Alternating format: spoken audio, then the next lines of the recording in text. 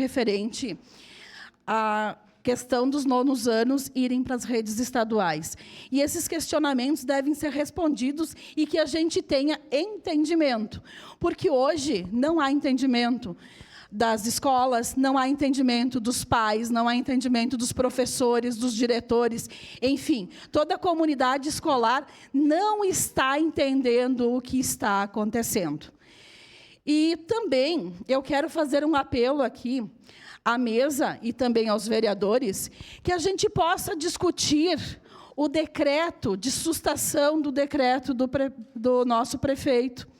Porque se existe um decreto que faz com que tudo isso seja feito desta forma, sem a gente ter diálogo, a gente precisa sustar e iniciar tudo de novo, essa construção. Porque uma construção sobre a questão da educação, a gente faz coletivamente, juntando todas as pessoas que dependem da educação, para que juntos a gente construa a solução para a educação.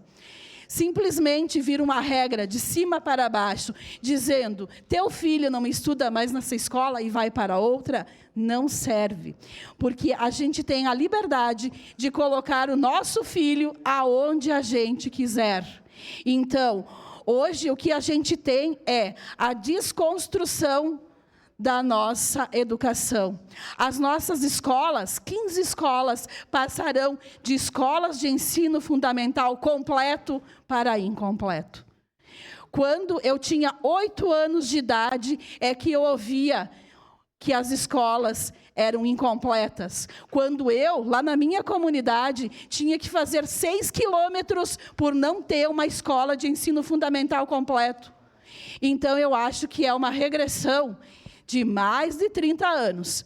Então, para que juntos a gente possa construir e entender o que está acontecendo, peço aos nobres pares que votem sim para este pedido de informação. Muito obrigada.